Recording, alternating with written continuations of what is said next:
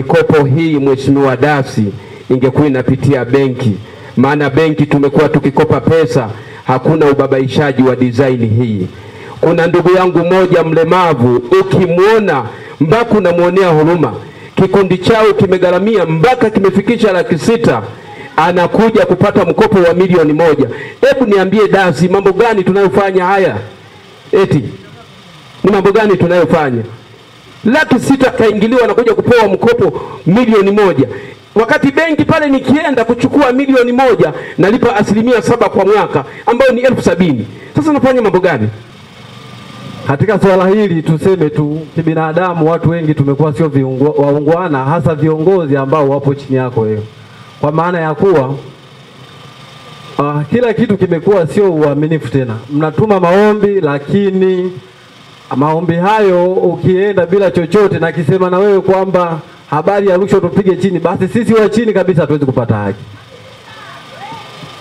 Ombi langu ni kwamba kwa sababu umesema tutume tena haya maombi, uandae basi au uweke mpango mzuri ambao kwa sisi sote tutafahamu kwa utaratibu ambao utakuwa sio wa kugharimu fedha tena ili kuweza kutuma maombi haya. Tofauti na hapo, kama ulivyoona mwanzo, baada ya kusema kuwa watu warudie, watu wameguna huko, na mimi nilikuwa miongoni mwao, kwa sababu ninafahamu mgogoro wa kutekeleza mpaka kufika hatua ya kukidhi vigezo vya kupata mkopo. Tumehangaika mno, lakini mwisho wa siku mahangaiko yetu yamekuwa bure.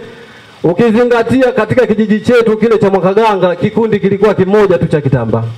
Kwa hiyo kama ungefuatiliwa usawa wa maagizo ya mama kwamba watu wapate mikopo kwa kuzingatia vigezo, basi Mwakaganga nafikiri tungestahili kupata, kwa sababu tulikuwa kikundi kimoja na vigezo tulifuatilia kulingana na maelezo ya wataalamu wetu. Hakuna kikundi ambacho wamekitembelea na kwenda kuangalia mradi. Wangekuwa wameenda kuangalia mradi, haya yote yasingetokea. Unajua waandishi, hebu tusidanganyane, tuwe wa kweli. Tuwe wa kweli. Unavyokwenda kutembelea mradi moja kwa moja na ukakagua ukaona huyu kaomba mkopo kiasi fulani, lakini alichoombea sio, hiyo ni sahihi. Lakini hakuna kikundi ambacho wataalamu wa wilaya Mbarali wanaweza wakainuka na wakasema tumekwenda kwenye mradi 1, 2, 3 na wakauonesha. Waongo. Mwaka huu kwetu ni mgumu sana.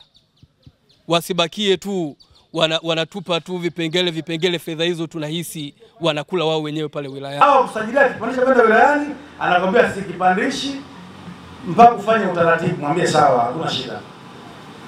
Sasa mbona nayo kidogo ni 10,000 na kuja kumalizia 20,000 kesho au laki kesho, njoo uchukue hela za moto peleka tumkamate. Mwingine anakuja anakwambia nipatie, kwa sababu kuna mgao wa mkurugenzi, mgao wa mkuu wa idara, mgao labda sana kwa wilaya, mgao wa nani, anadanganya tu ili umpe pesa nyingi ya kutumia yeye peke yake. Lakini anayechafuka kwenye jambo hilo si yeye, ni serikali yote ya wilaya ndio inachafuka, kwamba sisi hatusimamii vizuri, ndio maana rushwa zinatoka na watu wanaumia. Sasa sisi hatuko tayari.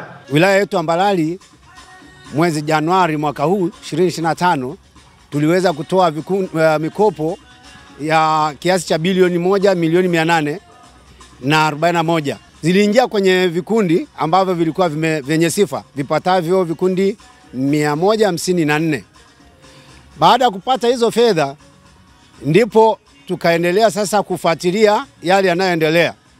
Kata ya Ubaruku ambayo tupo leo ikaonekana kama ilipunjwa, yani kwamba wengi wangepata kwa sababu waliomba na walikuwa na sifa. Wao waliomba vikundi vipatavyo 54, lakini vikapata vikundi 14. Kwa hiyo vikundi 40 vilibaki. Sasa walipoona vikundi vile vimebaki, wakaanza kujihoji shida ni nini. Na katika kujihoji huko ndio kelele zikapaa juu.